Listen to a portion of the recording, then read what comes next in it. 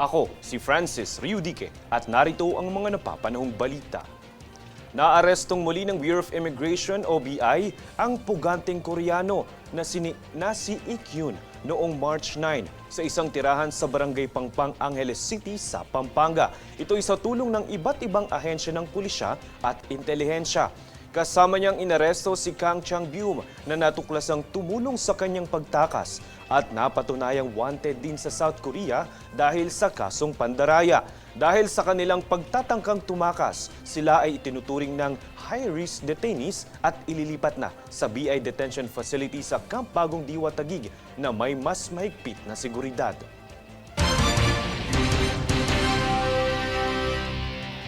Itinigil muna ng Land Transportation Franchising and Regulatory Board o LTFRB ang pagpapatupad ng mandatory safety training para sa mga PUV driver at mga konduktor. Alamin ang dahilan sa ulat na ito. Sinuspinde ng Land Transportation Franchising and Regulatory Board o LTFRB ang pagpapatupad ng Comprehensive Road Safety Training Program para sa mga driver at konduktor ng mga public utility vehicles. Sa ilalim ng naturang programa ay kailangang sumailalim muna sa partikular na pagsasanay ang mga konduktor at PUV driver bago mag-renew ng prangkisa. Ayon kay LTFRB Chairman Chofe Luguadis III, ang pagsuspinde sa programa ay para mas bigyan ng pagkakataon na magkaroon pa ng karagdagang konsultasyon sa mga PUV companies. Kahit na nagkaroon na ng 8 konsultasyon sa ahensya, nais pa ring palawigin ang diskusyon nito sa transport sector para sa pagpapatupad ng programa. Balak umanong mas pagandahin ang kalidad ng training at pulisiya para ito ay maging epektibo at inclusive. Bago ang suspensyon, inanunsyo ng LTFRB na tatawagin ito bilang Drivers and Conductor Academy Program o DCAP. Inisyal na kabilang sa pangunahing laman ng training ay ang road safety, psychological assessment at first aid and life support training. Layo nitong maiwasan ang mataas na insidente ng kalsada. Wala pang tiyak na petsa kung hanggang kailan ang suspensyon at kung kailan ito maaaring ipatupad. Francis Riudique, nag-uulat para sa Golden Nation Network.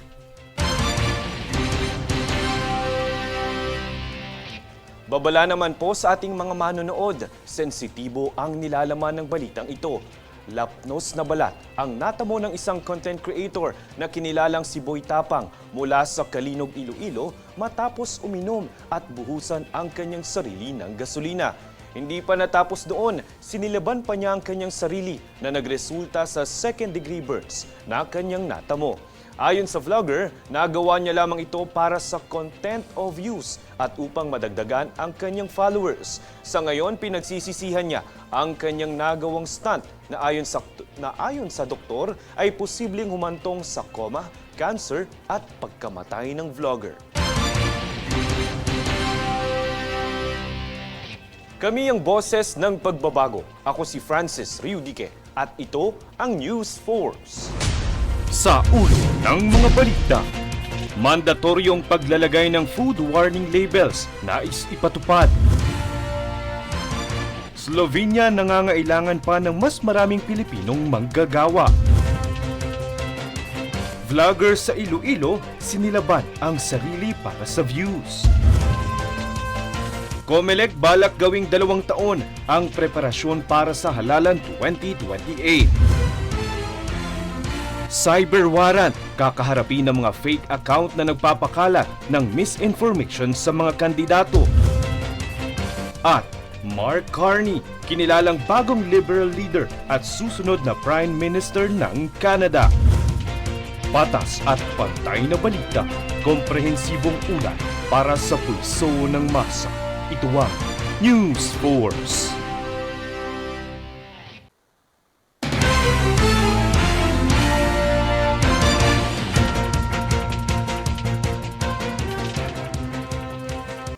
Ako, si Francis Riudique at narito ang mga napapanahong balita. Nangangailangan ng bansang Slovenia ng mas marami pang Pilipinong manggagawa. Ito'y matapos pirmahan ng Slovenian Foreign Minister ang bagong kasunduan sa labor mobility sa bansa. Layo ng kasunduan na matiyak ang patas at malinaw na mga oportunidad sa trabaho para sa mga Pilipino sa Slovenia. Base sa datos ng Department of Foreign Affairs, nasa 413 ang mga Pilipinong nagtatrabaho sa naturang bansa na karamihan ay clerical support workers, service and sales workers, technicians at associate professionals. Dagdag pa ng Foreign Minister, inaasahan nila ang pagtanggap sa mas maraming Pilipinong manggagawa dahil sa kanilang dedikasyon, strong work ethic at katapatan. Samantala, balak ng Commission on Elections o COMELEC na isangguni sa Department of Budget and Management at Kongreso na hatiin na lamang ang budget ng komisyon para sa taong 2026 at 2027, alinsunod sa target na 2 taong preparasyon bago ang 2028 national elections. Ang kabuang detalye sa ulat ni Princess Castro. 2 taong preparasyon para sa halalan. Ito ang nais na gawin ng Commission on Elections sa COMELEC para sa susunod na halalan sa taong 2028. Ang pahayag na ito ay mula kay COMELEC Chair George Erwin Garcia nitong umaga ng Huwebes sa isang media forum sa Makati City. Ito anya ay para makapaglaan ng mas mahabang panahon para mapaghandaan ang mga material na gagamitin, gayon din ang mga prosesong kanilang pinamamahalaan sa eleksyon. Paliwanag niya, ang taong 2026 ay balak nilang ituon para sa research and development ng komisyon, habang ang 2027 naman ay para sa preparatory national local elections. Yung pwede namin gawin na terms of reference ng mga machine, yung pwede natin gawin na mga kontrata at procurement gawin na natin sa 2026. Para by 2027, delivery na lang yan ng lahat ng mga in-order natin. Mas mahaba ang panahon, mas mahaba ang panahon ng pagtetest, pagsa-source code review, etc., para hindi tayo kinakapos. Kaugnay nito ay nais ding manawagan ng COMELEC sa Department of Budget and Management o DBM at sa Kongreso na kung maaari ay hatiin na lamang ang budget ng komisyon para sa taong 2026 at 2027 para sa layuning mas maagang paghahanda para sa susunod na eleksyon.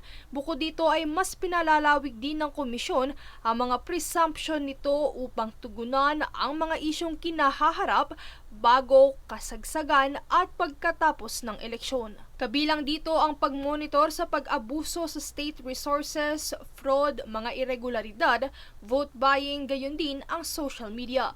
Dahil sa makabagong teknolohiyang hatid ng modernisasyon, mas malawak na rin ang espasyo na dapat tutukan pagdating sa eleksyon. Kaya ayon kay Garcia, dahil sa walang social media regulation law, walang karapatan ng COMELEC na magparusa sa mga netizen na magpapakalat ng disinformation, misinformation, gayon din ang fake news.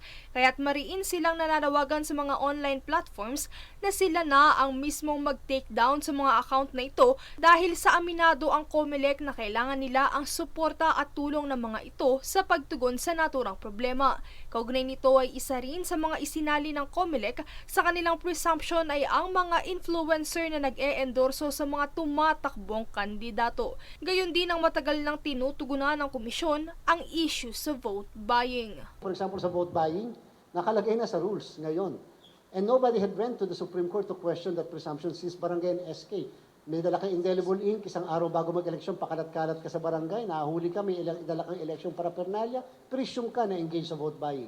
May dala kang kalahating milyong piso, broken down pa sa mga tigol 500, 1,000, may dala kang eleksyon paraphernalia, presume ka na engage sa vote buying. May dala kang cuticle remover and other election paraphernalia during a day before the election, presume ka na engage sa vote buying. Ikaw ay nagpadala ng 20 na tao sa ating GCash Paymaya, more than 5,000 pesos, presume ka na engage sa vote buying. Princess Castro nag-uulat para sa Golden Nation Network. Balitang pandaigdigan, wagi ang dating central banker na si Mark Carney bilang bagong pinuno ng Liberal Party at inaasahang susunod na Prime Minister ng Canada. Nakakuha ng landslide win si Carney na mayroong 85.9% na boto sa nakaraang halalan. Si Carney ang papalit sa kasalukuyang punong ministro ng Canada na si Justin Trudeau. At sa kanyang panunungkulan, nakahanda naman umano si Carney na harapin si US President Donald Trump sa usaping trade war sa pagitan ng Canada at Amerika. Kami ang boses ng pagbabago. Ako si Francis Riudique at ito ang News Force. Sa ulo ng mga balita, mandatoryong paglalagay ng food warning labels nais ipatupad. Slovenia nangangailangan pa ng mas maraming Pilipinong manggagawa. Vlogger sa Iloilo sinilaban ang sarili para sa views. Comelec balak gawing 2 taon ang preparasyon para sa halalan 2028.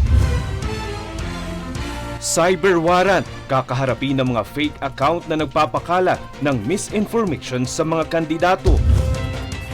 At Mark Carney, kinilalang bagong liberal leader at susunod na Prime Minister ng Canada. Patas at pantay na balita, komprehensibong ulat para sa pulso ng masa. Ito ang News Force.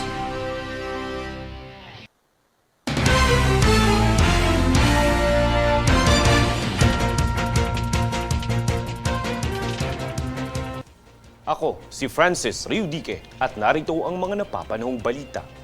Hinimok ng mga public health advocates at civil society organization ang pamahalaan na magpatupad ng mga hakbang upang protektahan ang mga Pilipino consumer mula sa unhealthy food products at non-communicable diseases.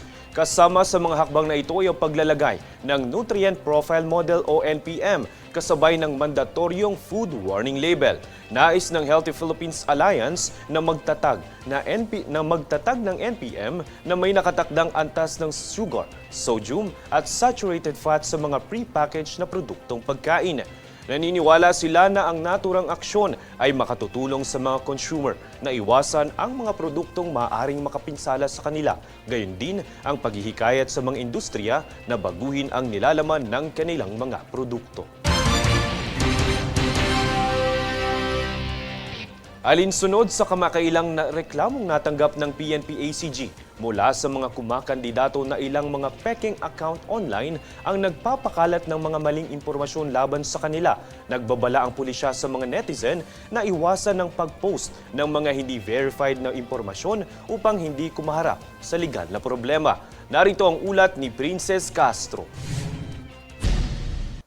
Nagbabala ang Philippine National Police Anti-Cybercrime Group o PNP-ACG nitong Miyerkules sa mga netizen na nagpapakalat ng maling impormasyon online hinggil sa mga kumakandidato sa eleksyon. Ito ay bunsod ng kamakailang mga reklamo mula sa 2 alkalde, isang board member at isang kapitan ng barangay mula sa Ilocos Region, Western Visayas, Northern Mindanao at Caraga Region. Ayon sa spokesperson ng PNP-ACG na si Lieutenant Wallen May Arancilio, na ang mga estratehiya at hakbang ay nabuo upang matukoy ang mga peking account na ginagamit para sa isang smear campaign laban sa sinumang kumakandidato. Kasalukuyan nang iniimbestigahan at naghain ng kasong cyber warrant ang pulisya sa korte para imbestigahan ang mga tao sa likod ng pangyayari. Kaya naman mariing paalala ng PNP-ACG na iwasan ang pag-post ng hindi na-verify na mga impormasyon sa mga kumakandidato para maiwasan ang anumang legal na problema. Ang kampanya sa halalan para sa mga pambansang kandidato ay nagsimula noong 11 ng Pebrero, habang para sa mga lokal na kandidato naman ay magsisimula ito sa 28 ng Marso. Princess Castro nag-uulat para sa Golden Nation Network. Ipinagdiwang ng Asian Center for Biodiversity nitong Miyerkules ang pagkadiskubre sa bagong species na fanged frog na tinatawag na Limnonectes cassiopeia sa Luzon Island. Isa ito sa 9 na bagong wildlife discovery sa Southeast Asia. Habang hinahangaan ng Asian body ang pagkadiskubre nito sa rehiyon, nag-uudyok ito sa kanila upang mas pangalagaan at protektahan ang likas na yaman na ito. Nananawagan din sila sa publiko na protektahan ang wildlife at ipreserba ang natural na tirahan ng mga ito. Kami ang boses ng pagbabago. Ako si Francis Riudique at ito ang News Force. Sa ulo ng mga balita, mandatoryong paglalagay ng food warning labels nais ipatupad. Slovenia nangangailangan pa ng mas maraming Pilipinong manggagawa. Vlogger sa Iloilo sinilaban ang sarili para sa views. COMELEC balak gawing 2 taon ang preparasyon para sa halalan 2028.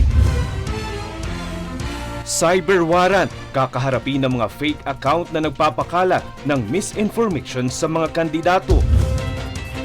At Mark Carney, kinilalang bagong liberal leader at susunod na Prime Minister ng Canada. Patas at pantay na balita, komprehensibong ulat para sa pulso ng masa. Ito ang News Force.